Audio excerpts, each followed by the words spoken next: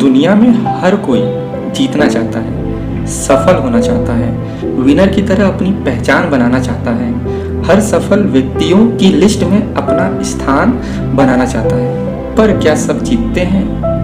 क्या सब सफल होते हैं? सीधा सा हमारा उत्तर होगा नहीं, क्योंकि हर कोई जीत का मतलब जानता है किसी न किसी रूप में। बट एक सफल व्यक्ति की जीत क्या होती है, वो आज इस बुक समरी में आपको सीखने को मिलेगी, जो कि आज का बुक का भी यही नाम है, जीतना है तो जीत करो।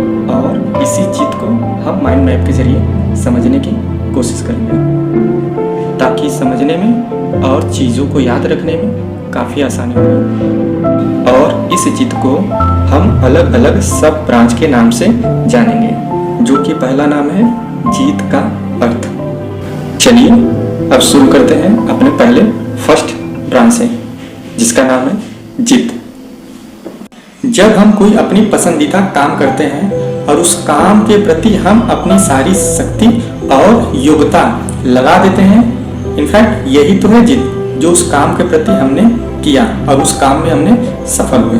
असल मामले में जीत का अर्थ यही है, जो हम जीत किए और उस काम में हम सफल हुए। आइए अब जान लेते हैं जीत के लिए हमें क्या क्या आवश्यकताएं होती है। हमें जीत के लिए तैयारी करनी पड़ेगी, ताकि हमारा काम आसान हो। हमें पता चले कि कितना उस कार्य को करने के लिए समय लगेगा। फिर खुद से वादा करना पड़ेगा। जब तक हम अपने आप से वादा नहीं करते किसी काम में सफल होने के लिए, तब तक वो कार्य में हम सफलता नहीं मिल सकती। चलिए आगे बढ़ते हैं। जीत के लिए अपनी शक्ति को जानना, क्योंकि जब तक हम अपनी शक्ति नहीं जानेंगे उस काम के प्रति जो हमारा मनपसंद हो, तब तक हम उस कार्य में सफल नहीं हो सकते। इसलिए हम अपनी जीत से पहले अपने इंटरेस्ट को जानना पड़ेगा। जब इंटरेस्ट का पता चल जाता है तो शक्ति खुद ब खुद लग जाती, वहाँ लगाई नहीं जाती। अब यह इंटरेस्ट के बारे में कैसे पता चलेगा कि किस काम में है या नहीं? वीडियो के अंत तक बने रहे, आपके सारे सवाल का जवाब मिल जाएगा। और तब भी आपको कोई डाउट हो तो कमेंट बॉक्स में अपना जवाब लिख सकते हैं। चलिए अब जान लेते हैं जीत के बारे में हमारा सोच। जब हम कोई जीत करते हैं, उस जीत के पहले हमारे अंदर एक सोच आती है कि वह जीत पूरी हो पाएगा कि नहीं हो पाएगा। जैसे यह संभव नहीं है हमसे करना, यह नहीं हो सकता, अरे हमारा भाग इतना अच्छा नहीं है उस काम के प्रति। ये सब क्या है? नेगेटिव सोच है। चलिए पॉजिटिव थिंक जान लेते हैं। Positive thinking, feel good, regular exercise, it better, I feel beautiful and think I am. ये है एक पॉजिटिव सोच की निशानी, क्योंकि जितना हमारे शरीर के लिए भोजन जरूरी है, उतना ही हमारी पॉजिटिव सोच भी जरूरी है। चलिए अगले ब्रांच पे चलते हैं, जिसका नाम है जीत विनर के लिए जरूरी। चलिए जान लेते हैं एक विनर अपनी टारगेट कैसे सेट करता है। हर विनर अपनी टारगेट सेट करने से पहले वो अपने पसंद और इंटरेस्ट को खोजता है। चलिए एक एग्जांपल से इसको समझते हैं। हर व्यक्ति सिंगर नहीं हो सकता, हर व्यक्ति राइटर नहीं हो सकता। गाना तो हर कोई गुनगुनाता है, लेकिन वह गायक तो नहीं हो सकता। इस लाइन का सिंपल सा मतलब है, भगवान ने हमें अलग अलग कामों के लिए भेजा है और हम उसी काम को खोजना है, ताकि उस काम के प्रति हमारे अंदर जुनून पैदा हो जाए। और हमें टू बी रेडी रहना चाहिए, यानी टारगेट के प्रति हमें स्वयं को तैयार रखना चाहिए। जैसे अर्जुन की वह बात जब उसने कहा कि मुझे कुछ नहीं, केवल चिड़िया की आंख दिख रही है। इसलिए हमें भी अपने टारगेट के प्रति ऐसा ही सोच रखना चाहिए। चलिए अब जान लेते हैं विनर के दिमाग के बारे में। हर एक विनर अपने हर फील्ड में अपनी शक्ति बढ़ाता है, क्योंकि शक्ति की हर जगह जीत होती है और कमजोरी की हार होती है। हमें भी हर फील्ड में अपनी शक्ति बढ़ाना चाहिए। हर विनर ऊंची डिसीजन लेता है, क्योंकि ऊंची डिसीजन जब लेता है तो वह फेल होता है, और जब वो फेल होता है तो उसी फेलियर से वह सीखता है, जो उसे विनर बनने का रास्ता दिखाता है। विनर अपने नई चुनौतियों के लिए तैयार रहता है, क्योंकि उसे पता रहता है कि सफलता के राह पर नई नई चुनौतियां आना या सामना करना पड़ता है, और उसी चुनौतियों को एक एक करके कम करता जाता है। चलिए अब जान लेते हैं विनर के लिए इम्पोर्टेंस क्या है। एक विनर अपने काम के प्रति एकाग्र रहता है और अपने आने वाले कल के बारे में अच्छे से प्लान करता है, और लाइफ के उद्देश्य के बारे में सोचता है।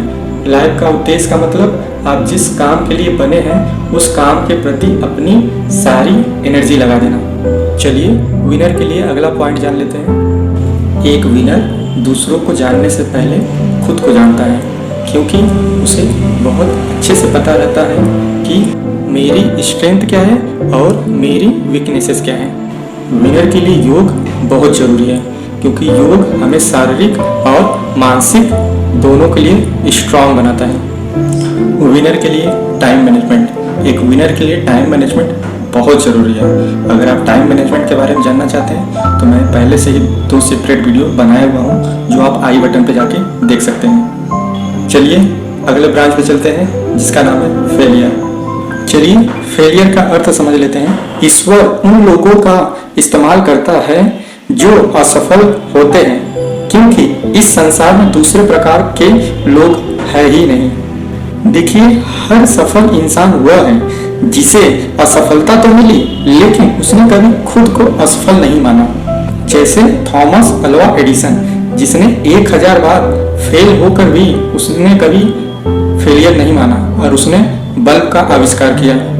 चलिए आगे जान लेते हैं फेलियर के बारे में। फेलियर की सबसे बड़ी वजह होती है तैयारी में कमी। जरा आप खुद सोच के देखिए, जब हम कोई कॉम्पिटिटिव एग्जाम की तैयारी करते हैं और वह तैयारी जब हमारी अधूरी रहती है तो हमारे मन में तरह तरह के विचार आने लगते हैं। सबसे पहला विचार आता है हमारे निगेटिव सोच का, जैसे यह एग्ज़ाम मेरे बस की बात नहीं है, मेरी तैयारी अच्छी नहीं है, यह मुझसे नहीं हो पाएगा, मैं नेक्स्ट ईयर फिर से ट्राई करूँगा। फिर इतना कुछ सोचने के बाद फिर वह शॉर्टकट पे आ जाता है। जैसा हम सभी जानते हैं कि कॉम्पिटिटिव एग्जाम में शॉर्टकट की कोई वैल्यू नहीं है। फिर इतना कुछ होने के बाद फिर हम भाग्य के भरोसे छोड़ देते हैं। भाग्य के भरोसे का मतलब यह है कि हमारे नसीब में होगा तो मिलेगा, नहीं होगा नहीं मिलेगा। जरा खुद सोच के देखिए, अगर हम भाग्य के भरोसे बैठे रहेंगे तो क्या हमें सब मिल जाएगा? ऑब्वियसली नहीं, क्योंकि हमें कोई बड़ी चीज चाहने के लिए हमारी कड़ी मेहनत होती है, तब जाके वह चीज हमें मिलती है। इनफैक्ट 95% हमारा खुद का मेहनत होता है और 5% हमारा भाग्य होता है। जब तक हम खुद नहीं मेहनत करेंगे तब तक हमारा भाग्य भी साथ नहीं देता है। चलिए आगे डर के बारे में जान लेते हैं। हर फेलियर व्यक्ति जोखिम उठाने से डरता है। जैसे जब कोई बिजनेस की शुरुआत होती है तो सबसे पहले उसको डर सताता है कि बिजनेस चलेगा कि नहीं चलेगा। फिर वह ढेर सारी गलतियां करता है, मगर उस गलतियों से सीखता नहीं है। जरा खुद सोच के देखिए, जब तक हम कोई टारगेट नहीं सेट करेंगे क्या हम बिजनेस में सफल हो सकते हैं? हमारा जवाब होगा नहीं। और लक्ष्यहीन, और यह फेलियर व्यक्ति ही गलती करता है, सफल व्यक्ति नहीं। चलिए लास्ट ब्रांच पे चलते हैं, जिसका नाम है सक्सेसफुल के थॉट। जब कोई व्यक्ति अपनी मंजिल का ही पता नहीं तो उसको रास्ते की जानकारी रखना बेकार है। इनफैक्ट लक्ष्यहीन व्यक्ति को भटकाव के अतिरिक्त कुछ भी नहीं दे सकता। इसलिए हमें जीवन में कुछ प्राप्त करना है, लक्ष्य निर्धारण अवश्य करना होगा। सफल होना है तो जैसे महात्मा गांधी जी ने किया था कि अंग्रेजों को मार भगाओ भारत से, और आज हम सब गुलामियों की बीड़ियों से आज़ाद हैं। चलिए आगे बढ़ते हैं। स्वामी विवेकानंद जी का वह थॉट जो हर एक स्टूडेंट्स को हमेशा याद रखनी चाहिए। उठो जागो, तब तक मत रुको जब तक लक्ष्य की प्राप्ति ना हो जाए। उनका कहने का यही मतलब था कि जब तक लक्ष्य की प्राप्ति न हो जाए तब तक मत रुको। चलिए आगे चलते हैं। एपीजे अब्दुल कलाम के बारे में जान लेते हैं। सपने वह नहीं जो हम सोते हुए देखते हैं, बल्कि सपने वह है जो हमें सोने नहीं देते। जब हमारा कोई स्ट्रॉन्ग लक्ष्य होता है तो वह हमें चैन से रहने नहीं देता, क्योंकि हमें भूख होती है उसको पाने के लिए। और यही कहने का मतलब था एपीजे कलाम का। चलिए सरदार वल्लभ भाई पटेल के थॉट जान लेते हैं। अगर हमारे रास्ते में कोई खूंटा रुकावट बने तो उसे हमें जड़ से उखाड़ फेंकना चाहिए। कहने का मतलब है कि जब हम कोई अच्छा काम करते हैं तो उसमें रुकावट बहुत आती है और उसी रुकावट को हमें एक एक करके ख़त्म कर देनी चाहिए। चलिए वॉल्ट डिज्नी के बारे में जान लेते हैं। वॉल्ट डिज्नी को तो हम सभी जानते होंगे। तो तरह तरह के बच्चे कार्टून देखते हैं, वह वॉल्ट डिज्नी का ही देन था। जब वॉल्ट डिज्नी किसी प्रोग्राम में गए तो उनको एक बच्चे ने क्वेश्चन कर दिया। बच्चे ने वॉल्ट डिज्नी से उनकी सफलता का राज पूछा और वॉल्ट डिज्नी ने अपनी सफलता का राज 4 शब्द में, जो था think, believe, dream and dear. Think यानी आप यह सोचें कि आप जीवन में क्या पाना चाहते हैं, अपना लक्ष्य, अपनी इच्छाओं को तय करें। दूसरा शब्द बिलीव, स्वयं में विश्वास करें एवं इस विश्वास के साथ अपने लक्ष्य प्राप्ति की दिशा में प्रयत्न करें। तीसरा शब्द अपने लक्ष्य के लिए सपने देखें और अपनी पूरी ताकत लगा दें उस सपने को पूरा करने के लिए। और अंतिम शब्द डियर पे चलते हैं। अपने सपनों के लिए आपको साहसी बनना पड़ेगा और पूरी निष्ठा और लगन के साथ अपने लक्ष्यों को पूरा करना होगा। चलिए फोर्ड मोटर के मालिक हेनरी फोर्ड के विचार जानते हैं। एक दिन भारतीय बिजनेसमैन भारत में मोटर कारखाना लगाने से पहले फोर्ड से सलाह करने अमेरिका गए और भारतीय बिजनेसमैन ने अमेरिका पहुंचकर हेनरी फोर्ड से समय मांगा।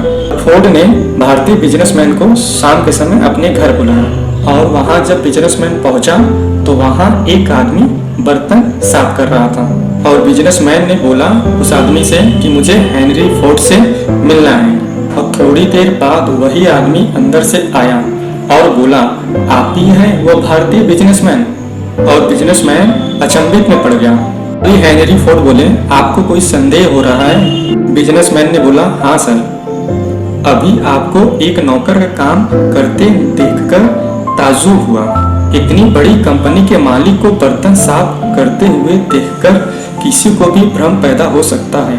यह काम तो नौकर का है। तभी हेनरी फोर्ड ने कहा, शुरुआत में मैं भी एक साधारण इंसान था, अपना काम खुद करता था। अपने हाथ से किए गए कठोर परिश्रम का ही फल है कि आज मैं फोर्ड मोटर का मालिक हूँ।